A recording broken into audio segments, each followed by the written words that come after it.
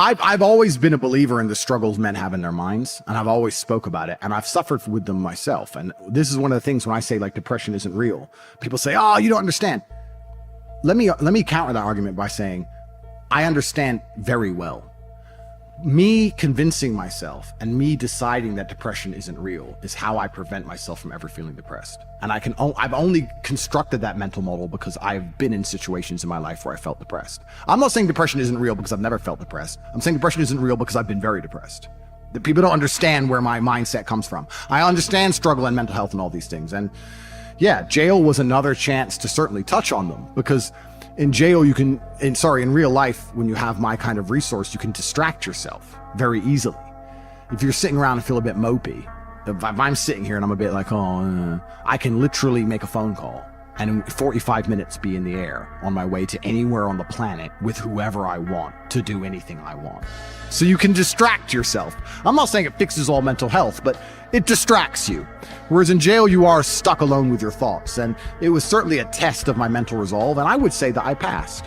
I did well.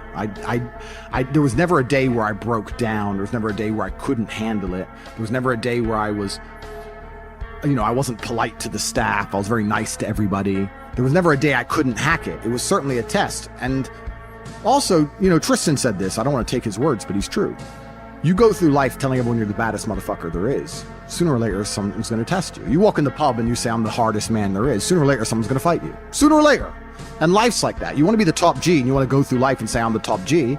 Then God's going to say, well, we're going to see if you deserve to call yourself the top G or not. We're going to put you in a Romanian jail cell. And we're going to leave you there to rot. You're not going to know how long you're in there for.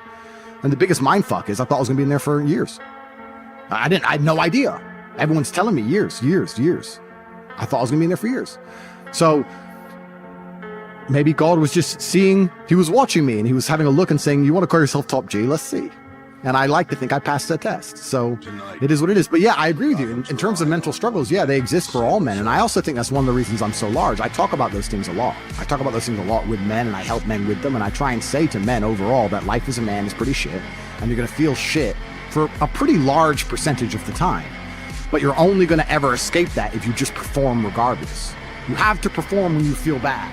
As a man, you can't say, I will perform when I feel good. It doesn't work that way because our heads are too complicated and life's too complicated. There's too much on our shoulders. And we have too much stress and too much pressure. Our heads are fucked. You have to be the kind of person who says, I perform regardless. I didn't miss a single day's training. I didn't miss a please. I didn't miss a thank you. I'm not saying I was happy. I'm saying I did exactly what I was supposed to do. The worst thing about prison, I think, for everybody else, because there was a lot of men in there who were crying, a lot of men who were having mental breakdowns, I think it is the problem I didn't have, which is knowing that if you're a normal man, you go to jail, and they just pick you up and you go to jail. Who pays the rent? Who's feeding your kids?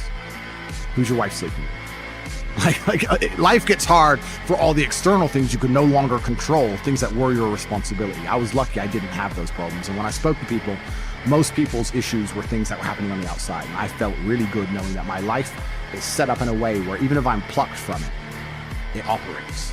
And I set that up because I thought they were going to kill me.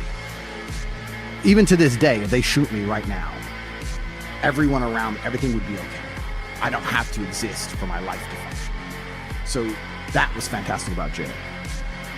The worst thing about jail, I mean, the cockroaches started off really bad, but after a few days, it's amazing how quickly you get used to cockroaches just in your bed. You're just like, just kick them out the way. That was kind of bad.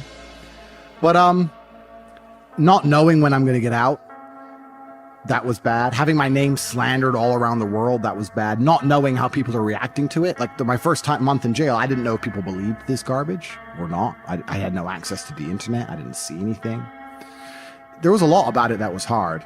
But I have to believe it's going to make me a better person. Why else did I go? What did I go for? To waste 3 months? To stare at a wall for 3 months? Is that why I went to jail? No, I must have gone to jail to become a better person. I must have learned something. I have to self-analyze and find the lessons and pick it out. And I think a lot of people don't do that with all the bad situations in their life. Regardless of whether you went to jail or a woman left you or your business failed, whatever it is, you need to analyze the entire situation and say, okay, what can I learn? There's a big pile of shit here, but there must be a little bit of gold inside. So I've just tried to look at it as a massive learning experience, and perhaps that's a coping mechanism, but I've found a lot of lessons which I'm implementing, and there's a very strong chance they're going to put me back. Not because I'm guilty, because I haven't done anything wrong, but because I'm currently in the middle of a judicial system. I'm in the judicial system of a country. I don't truly understand the language. I don't understand the judicial system. I don't understand the charges against me. I don't understand how any of this can be legal. I don't understand where it's come from. I don't understand the evidence they believe they have. And here I am stuck in this process, and who knows how it's going to end.